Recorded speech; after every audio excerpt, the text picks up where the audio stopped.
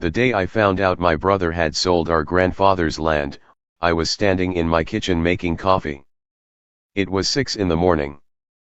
I remember the exact moment because the coffee maker was making that gurgling sound it always makes, and my phone buzzed on the counter with a text from my cousin Rachel. She lives 2 states away and we don't talk much, so I figured it was something about a family gathering or maybe she needed a favor. I picked up the phone and read her message 3 times before it actually made sense. Did you know Daniel sold the old farm? I saw it listed online. It closed yesterday. I thought you two owned it together. I stared at those words for what felt like 5 minutes. The coffee pot kept dripping. My hands started shaking, and I had to set the phone down on the counter because I was afraid I might drop it. I didn't even know how to respond to her. I didn't even know where to begin processing what she was telling me. My brother Daniel had sold our grandfather's land. The land that had been in our family for 3 generations. The land where my grandfather taught me how to fish. The land where we had family reunions every summer until I was 30 years old.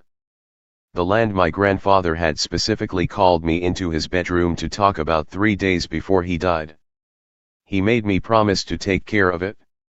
He told me it was mine now. He had already signed the paperwork, had already met with his lawyer, had already made sure everything was in order. I was the one who stayed, he said. I was the one who helped him in those final years when his health was failing and he couldn't manage the property on his own anymore. Daniel, my older brother, was always too busy with his corporate job, too busy climbing the ladder, too busy with his city life to come back home and help. He visited maybe twice a year. He called maybe once a month. And when he did come, he spent most of the time complaining about how long the drive was and how there was nothing to do in the country and how he couldn't get a decent cell signal. But when Grandpa died, everything changed. Suddenly Daniel was the grieving grandson. Suddenly he was the one who needed to be involved in all the decisions. Suddenly he was telling everyone at the funeral that he and I were going to handle the estate together, that we would make sure Grandpa's wishes were respected, that we would honor his legacy. And I believed him. I really did. Because he was my brother, and despite everything, I still trusted him. I had no reason not to. We grew up together in that house. We shared a room for 15 years. We lost our parents when I was 22 and he was 25, and we got through it together. We leaned on each other. We made it work. I thought that bond meant something. I thought he would never do anything to hurt me. I thought a lot of things that turned out to be wrong. Let me back up a little bit and tell you who I am and how we got here. My name is Ethan. I'm 38 years old, and I'm the younger son in a family that never really knew what to do with me. My parents were good people, but they were tired people. My mom worked as a nurse at the county hospital, and my dad was a truck driver who was gone for weeks at a time. They didn't have a lot of energy left over for things like encouragement or emotional support. They gave us a roof, food, clothes, and as much love as they knew how to give. But Daniel was always the golden child. He was the firstborn. He was the one who got straight A's without trying. He was the one who got the scholarship to the state university. He was the one who got the corporate job in the city and made all the extended family proud. I was the quiet one. I was the one who stayed local. I went to community college, got an associate's degree in business management, and took over the small hardware store in town when the previous owner retired. It wasn't a glamorous life, but it was mine. I worked hard, I paid my bills, I made a decent living, and I was okay with that. I wasn't trying to compete with Daniel. I wasn't jealous of his success. I was just trying to live my life. In my mid-20s, I got married to a woman named Julie. She was from the next town over, worked as a dental hygienist, and seemed to genuinely like the quiet life. We bought a small house, had a daughter named Lily, and for a few years, things were actually pretty good.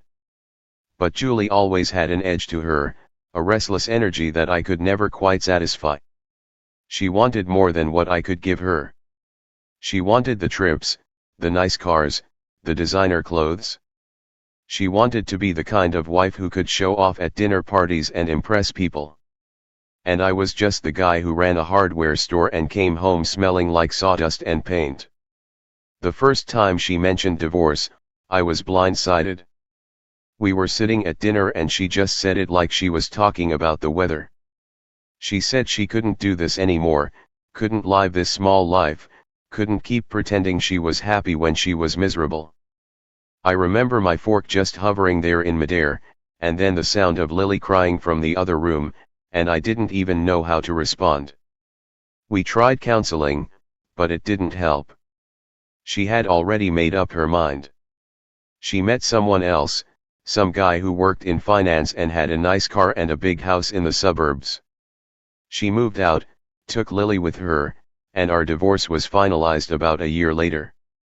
I got visitation rights, which I cherished, but I hated having to hand my daughter over to that man, to know that he was raising her half the time, to know that Julie had chosen him over me. That was about 7 years ago. In those 7 years, I focused on my work, focused on being the best father I could be whenever I had Lily, and focused on helping my grandfather. Grandpa was the only one who ever made me feel like I mattered. He didn't compare me to Daniel. He didn't make me feel like I was less than. He just loved me for who I was, and I loved him back the same way. When he got sick, I was the one who took him to his doctor's appointments. I was the one who came over every evening after work to make sure he had dinner and took his medications. I was the one who hired the home health aide and coordinated with her schedule. Daniel sent money sometimes, which I appreciated, but he was never physically there. He was never the one holding Grandpa's hand in the hospital room. He was never the one who had to watch the man who raised us fade away, day by day, helpless to stop it. So when Grandpa told me he was leaving me the land, I felt like it was his way of acknowledging everything I had done. It wasn't about the money. It wasn't about the value of the property. It was about the meaning. It was about him trusting me, about him knowing that I would take care of it the way he would have wanted. It was about him seeing me in a way nobody else in the family ever seemed to. The land itself was about 40 acres of rolling hills and forest, with a small pond in the middle and a dilapidated old farmhouse that hadn't been lived in since the 1980s. It wasn't worth a fortune, but it had sentimental value that you couldn't put a price on. It was the place where I learned to ride a bike.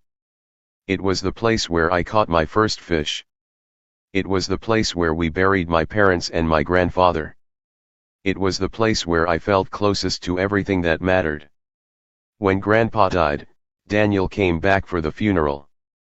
He looked the part of the grieving son, dressed in an expensive black suit, shaking hands with relatives, accepting their condolences.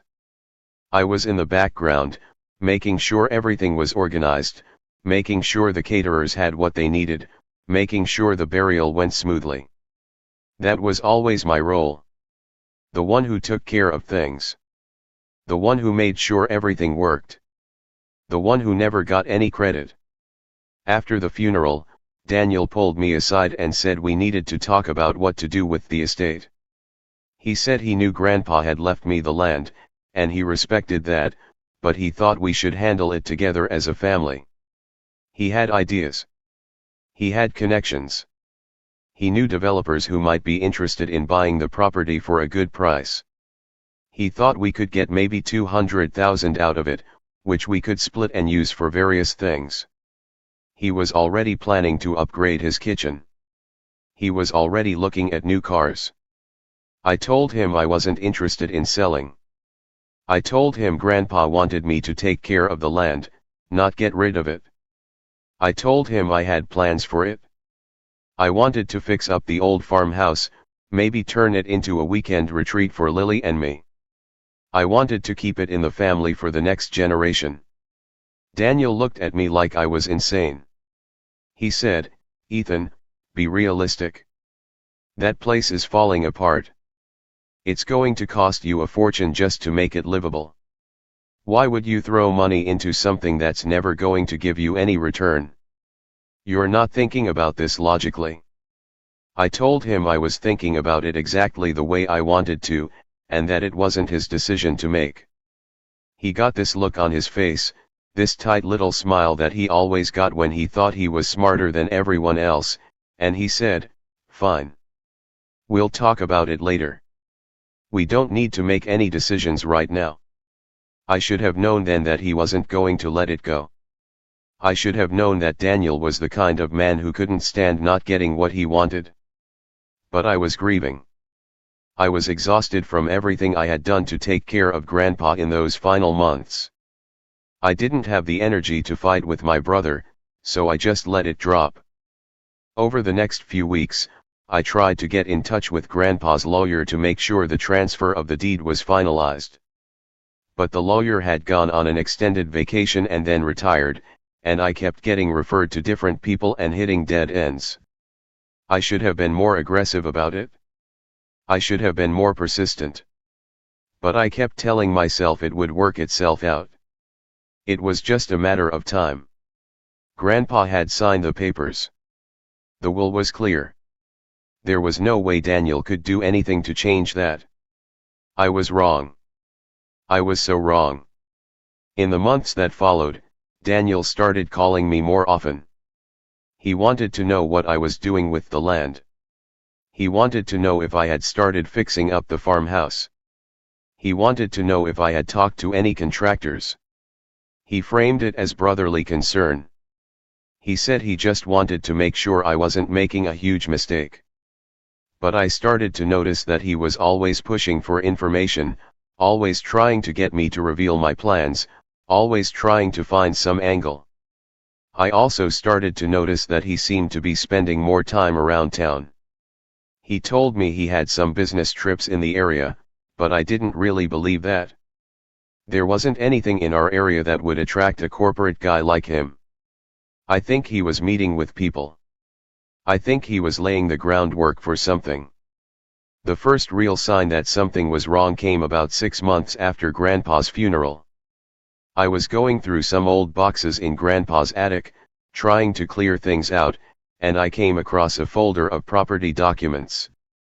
I opened it up, expecting to find the deed transfer paperwork.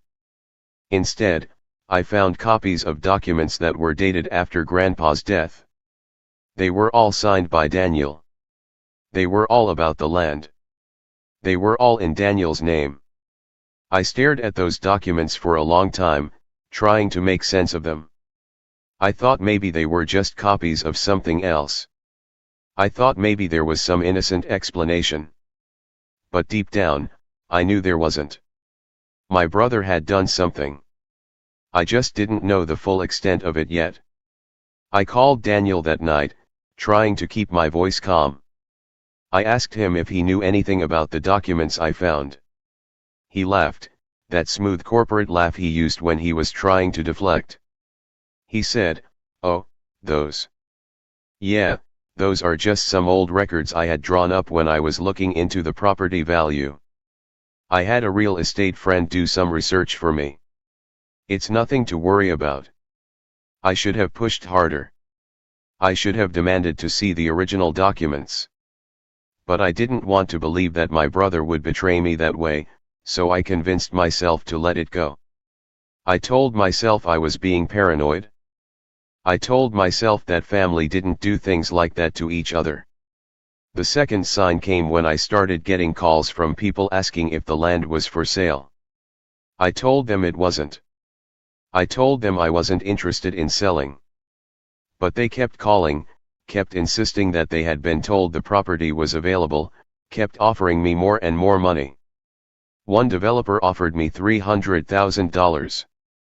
He said he had heard that the owner was willing to sell and that he wanted to make a serious offer.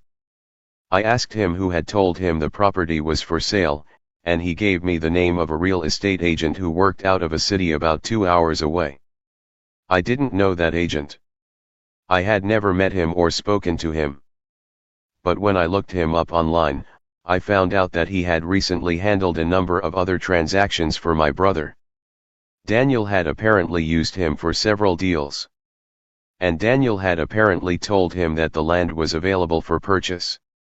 I confronted Daniel about that conversation, and he got defensive. He said the agent must have misunderstood. He said he was just asking for information about the market value, not giving him permission to list the property. He said he would call the agent and clear things up. He said I was overreacting. But something had shifted. Something in my gut was telling me that I couldn't trust him anymore. So I started doing my own research. I went to the county records office and asked to see the current deed for the property. I had to fill out some paperwork and wait a few days, but eventually I got my hands on the document that changed everything. The deed showed the land as belonging to Daniel. Not to me. Not to me and Daniel jointly. Just Daniel. It had been transferred to him 6 months after Grandpa died. The signatures on the transfer documents were supposedly Grandpa's and Daniel's. But the dates didn't match up. The dates were after Grandpa had passed. I felt sick. I felt like the floor had dropped out from under me. I went home and I couldn't even speak. I just sat in my living room and stared at the wall for hours. My brother had forged my grandfather's signature. He had stolen the land. He had taken the one thing that Grandpa had specifically left to me, the one thing that was supposed to be my legacy, my connection to the family. And I knew what he was going to do with it. He was going to sell it to one of those developers. He was going to pocket the money. He was going to use it to pay off his credit cards or buy a bigger house or whatever else he wanted. He wasn't thinking about what it meant. He wasn't thinking about the memories. He wasn't thinking about me. I decided to confront him in person. I drove to his house in the city, a big modern place with a 2-car garage and a perfectly manicured lawn. He was surprised to see me. He tried to act like he was happy about the visit, but I could tell he was suspicious. We sat down in his living room, and I laid the deed on the coffee table in front of him. I said, "Explain this." He looked at the document and then at me. He tried to smile. "Where did you get that?" "I got it from the county records office." "The same place where you filed it?" "The same place where you forged Grandpa's signature." He scoffed. "I didn't forge anything. It was a simple administrative error. Grandpa's lawyer accidentally used the wrong documents. I had to get it fixed. I talked to Grandpa's lawyer. He retired because he was 68 years old. He didn't make any mistakes. You did this. You stole Grandpa's land." Daniel stood up. He started pacing. His face was getting red. He said, "You're being dramatic. This is all just a misunderstanding. I was trying to protect the property from being wasted. You don't have the money to develop it. You're going to let it just sit there and rot. I was trying to find a buyer who could make good use of it. It's not yours to sell. Grandpa gave it to me." He laughed again, but it was different this time. It was more bitter. He said, "Grandpa was a sentimental old fool. He didn't understand the value of things. You could have gotten $200,000 for that land, maybe more.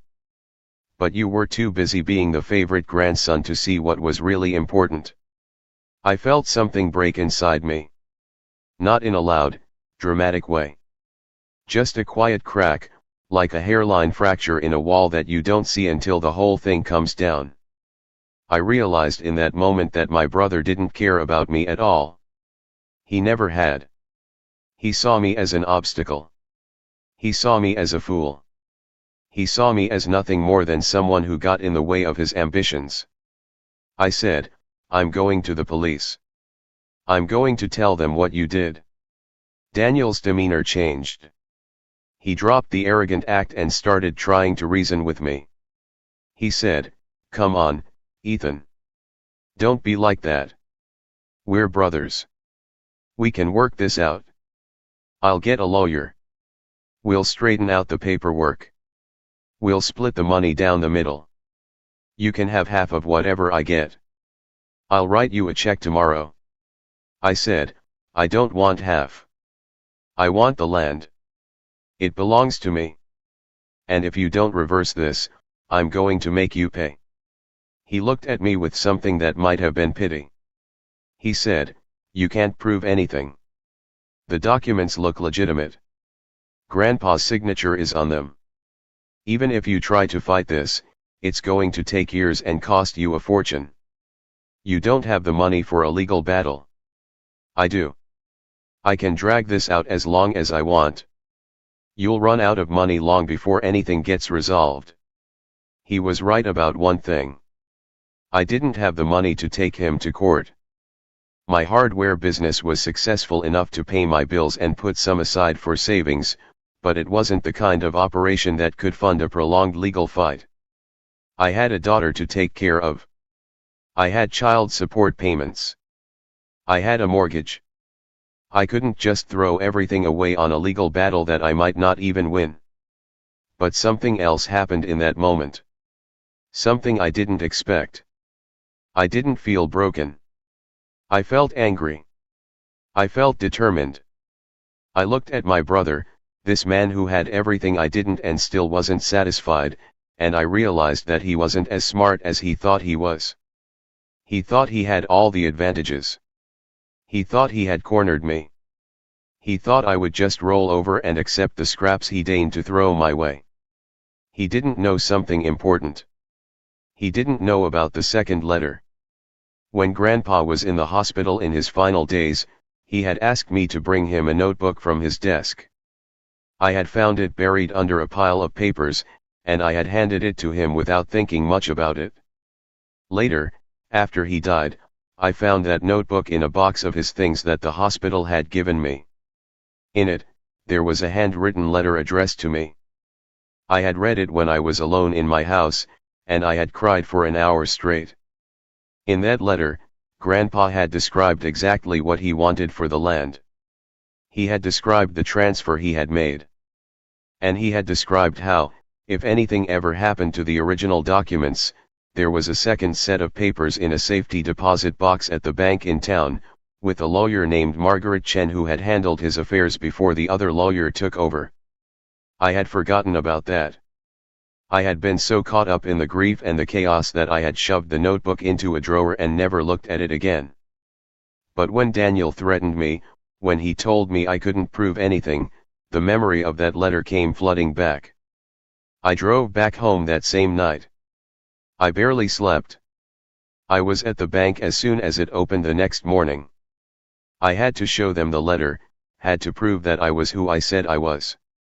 It took a few hours, but eventually they let me access the safety deposit box. And there it was. A full copy of all the transfer documents, signed by Grandpa and witnessed by his old lawyer, along with an affidavit explaining exactly what had happened and what his wishes were. Margaret Chen was still practicing law. I found her number in the phone book and called her that afternoon. She was an older woman, had known Grandpa for decades. She remembered the documents. She remembered helping him prepare them. She said she had been wondering why nobody had ever contacted her about them. She said she had expected me to come in and finalize things after the other lawyer retired, but that I never had. I explained what Daniel had done. I told her about the forged documents, about the transfer, about the threats he had made. She was quiet for a long time. Then she said, "This is going to be a problem for your brother. I'll get started on the legal proceedings immediately. We'll get this resolved faster than he expects." She was true to her word. In the next few weeks, she filed a motion to have the fraudulent deed invalidated. Daniel's lawyers tried to fight it, but they didn't have a leg to stand on. The notary who had witnessed the signatures on his documents was investigated and admitted that Daniel had paid him to forge the notarization. The handwriting expert we hired confirmed that Grandpa's signature on Daniel's documents was a forgery. The evidence was overwhelming. I didn't have to go to court. I didn't have to endure a lengthy trial. Margaret Chen was relentless, and Daniel's lawyers eventually advised him to settle. He had to sign over the deed to me, officially and irrevocably. He had to pay all of Margaret's legal fees and reimburse me for the costs I had incurred. He also had to publicly acknowledge that he had acted improperly, though he never quite admitted to the full extent of his deception. I did the public reveal myself. I didn't do it through a lawyer's letter or a press release. I did it at the next family gathering, which was at my cousin's house for Thanksgiving. There were about 20 of us there, all the extended family, including Daniel and his wife. I stood up after dinner, made a toast, and then I laid out the whole story. I didn't yell. I didn't accuse. I just told the truth, calmly and factually. I told them about the land, about Grandpa's wishes, about what Daniel had done, about the forged documents, about the legal fight, about the resolution. The room went silent. People looked at Daniel with a mixture of shock and disgust. His wife started crying. His face turned bright red. He tried to interrupt me, tried to make excuses, but I kept going. I didn't let him stop me. When I was done, I sat back down and started eating my dessert like nothing had happened. The fallout was immediate. My cousins and aunts and uncles started distancing themselves from Daniel. They were appalled by what he had done. They had always seen him as the successful one, the smart one, the one who had made something of himself. Now they saw him for what he really was. A thief. A liar. A man who would stab his own brother in the back for money. Daniel's marriage didn't survive it. His wife, who had always been a bit of a social climber, couldn't handle the embarrassment. She left him a few months later. She couldn't stand being associated with someone who had been publicly humiliated that way. Daniel tried to sue me for defamation, but Margaret Chen shut that down quickly. The truth is a complete defense to defamation. And the truth was devastating to him. As for me, I went back to working on the land. I started fixing up the old farmhouse, just like I had always planned. It took time and it took money, but I did it a little at a time. I spent every spare weekend out there, working with my hands, making it livable. Lily loved it. I would bring her out there on weekends, and she would play in the pond and explore the woods and chase the fireflies. She started calling it our land. She started asking if she could bring her friends there. She started making memories that would last a lifetime. I also started my own small business on the property. I had always been interested in woodworking, so I set up a shop in the old barn and started selling handmade furniture online. It wasn't a huge money maker, but it was satisfying. It was mine. It was built on something that mattered to me, something that had history and meaning and soul. It was everything that Daniel's world of corporate transactions and status symbols could never be. I didn't exactly forgive him. I don't think I ever will. But I did let go of the anger. Carrying that around was like dragging a dead weight everywhere I went. It was exhausting. It was poisoning me. I realized that holding onto that anger was only hurting me, not him. He had already paid his price.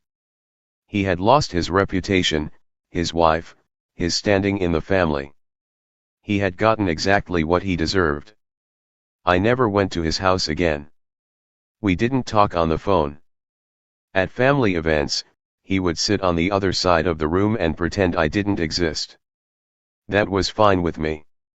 I had nothing to say to him. I had said everything I needed to say that Thanksgiving night. The last time I saw Daniel, he was at our cousin's wedding. He looked thinner than I remembered. His hair was graying. He seemed diminished somehow, smaller than he used to be. He tried to approach me near the end of the night, but I turned away before he could say anything. I didn't need his apology. I didn't need his excuses. I needed him to stay away. But I also needed to forgive something bigger than him. I had to forgive myself for being naive, for trusting him, for not paying closer attention. I had to forgive myself for letting my relationship with Julie fail and for not being there as much as I should have been for Lily. I had to forgive myself for all the times I had been so focused on being the responsible one that I had forgotten to take care of myself. What I learned from all of this was that you can't let your family define your worth. You can't live your life based on what other people think you should be. You have to make your own path, create your own meaning, build your own legacy. That's what Grandpa was trying to tell me when he left me the land. He was telling me that I mattered. He was telling me that I had value beyond what anyone else could see. He was telling me that it was okay to stand up for myself. I still go out to the land every week. I still sit by the pond and think about Grandpa. I still remember him telling me stories about growing up on that farm, about the hard times and the good times, about everything he had been through. I keep that notebook with his letter in it on my nightstand. I read it sometimes, when I need to remember why I fought so hard. Lily is 14 now. She's starting to understand the whole story. I told her the full truth a couple of years ago, when she was old enough to handle it. She was angry at first. She couldn't believe her uncle would do something so hurtful. But I told her that holding on to anger isn't the answer. I told her that she could learn something from this, that she could learn to be careful about who she trusts, that she could learn to stand up for herself when it matters. This whole experience changed me in ways I'm still discovering. I used to think that being a good man meant being quiet, being patient, being willing to sacrifice. I used to think that if I just worked hard enough and stayed out of trouble, things would work out. But that's not true.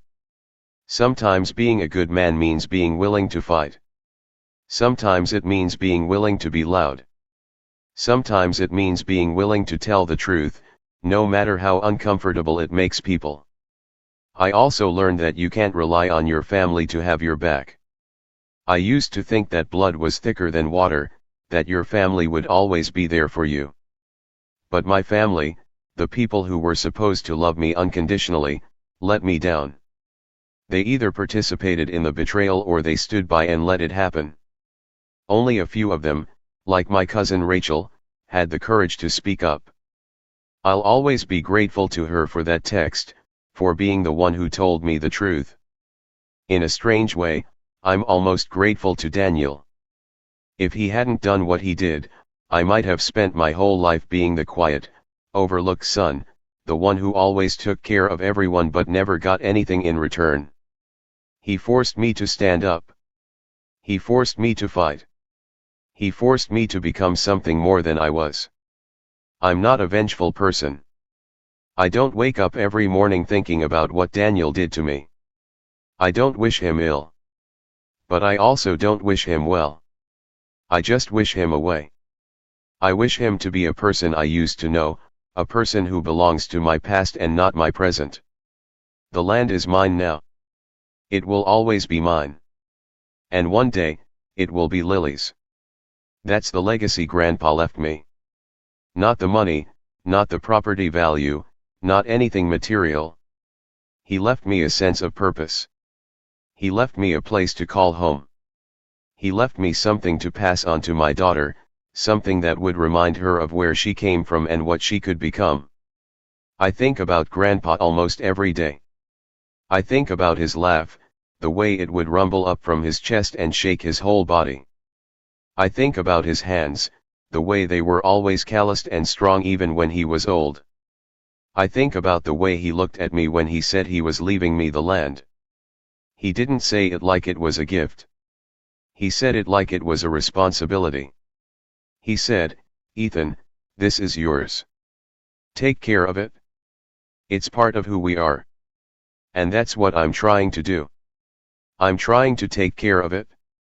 I'm trying to honor what he gave me.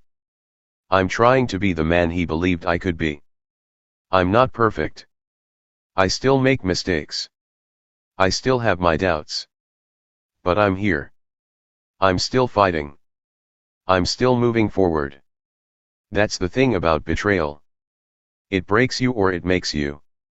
For a while, I thought it had broken me. I thought I would never recover from what Daniel did, from the shock of realizing that my own brother could do something so cold and calculating. But I came out the other side. I'm stronger now. I'm wiser now. I know myself better than I ever did before. I don't know if Daniel ever regrets what he did. I don't know if he ever lies awake at night thinking about it. I don't care. That's his burden to carry, not mine. I have my own life to live, my own daughter to raise, my own legacy to build. I'm not going to waste any more of my time wondering about him. If there's one thing I want people to take away from my story, it's this: your worth is not determined by what other people think of you. Your value is not measured by how much money you have or how successful you appear to be. Your legacy is built on the things you do for the people you love, the sacrifices you make, the quiet moments of decency and courage that nobody else sees. Grandpa knew that. He saw it in me when no one else did. And he gave me the chance to prove it. I'm still proving it, every single day. I'm still working on that land. I'm still showing up for Lily. I'm still trying to be the man he believed I was. It's not always easy. It's not always glamorous. But it's mine. It's real. And it matters. That's the truth I finally learned. That's the truth that saved me. And that's the truth I'll carry with me for the rest of my life.